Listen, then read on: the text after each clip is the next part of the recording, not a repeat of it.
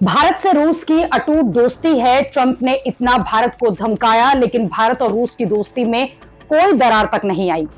उल्टे ये दोस्ती और मजबूत होती चली गई। लेकिन इस मजबूत होती दोस्ती के बीच भारत ने रूस को एक ऐसा झटका भी दे दिया जिससे दुनिया हैरान रह गई। भारत ने रूस को कड़े शब्दों में कह दिया है कि रूस अपनी सेना में भारतीयों की भर्ती जो है वो बंद करे।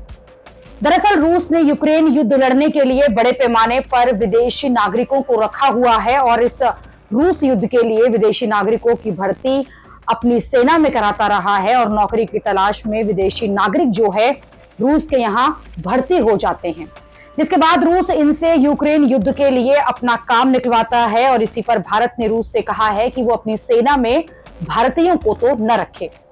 भारत ने अपने नागरिकों से भी कहा है कि वो रूसी सेना में शामिल होने से दूर रहें। भारत ने कहा है कि ऐसे ऑफर से दूर रहें जो कि रूसी सेना में भर्ती कराने के लिए आते हैं। भारत ने यह बात तब कही है जब कई ऐसी रिपोर्ट्स आ चुकी हैं कि रूस में यूक्रेन युद्ध के लिए जिन विदेशी नागरिकों की भर्ती अपनी सेना में की है उसमें कई भारतीय भी हैं।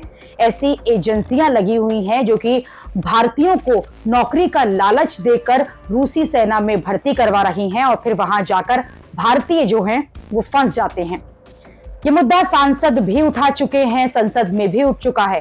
जुलाई 2025 में विदेश मंत्रालय ने राज्यसभा में बताया था कि 127 भारतीयों के रूसी सेना में भर्ती होने की जानकारी है।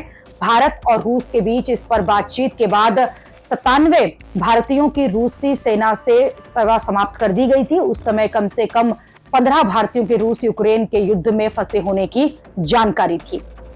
रूस यूक्रेन के युद्ध में कई भारतीयों के फंसे होने की बात तब सामने आई थी जब इन भारतीयों के परिवार वाले सामने आए थे और ये कहा था कि विदेश ले जाने वाले एजेंटों ने गलत जानकारी दी, उन्हें फंसा दिया और फिर रूस ले जाकर वहां युद्ध में शामिल होने का दबाव बनाया। इस मुद्दे को पीएम मोदी ने रूस के राष्ट्रपति पुतिन के सामने भी उठाया था, जिसके बाद रूसी दूतावास ने यह कहा था कि अब किसी भी भारतीय की अपनी सेना में भर्ती नहीं करेगा। कई मीडिया रिपोर्ट्स का दावा है कि रूसी सेना में विदेशी नागरिकों की भर्ती बड़े पैमाने पर हो रही है। नौकरी की तलाश में ये लोग एजेंटों के चक्कर में फंस जाते हैं और फिर रूस की सेनाओं में जाकर भर्ती हो जाते हैं। रूस ऐसे लोगों की सिक्योरिटी हेल्पर या फिर रूसी सेना का सपोर्ट स्टाफ कहता है और इन्हें करीब 1,95,000 रुपए महीने की सैलरी देता है।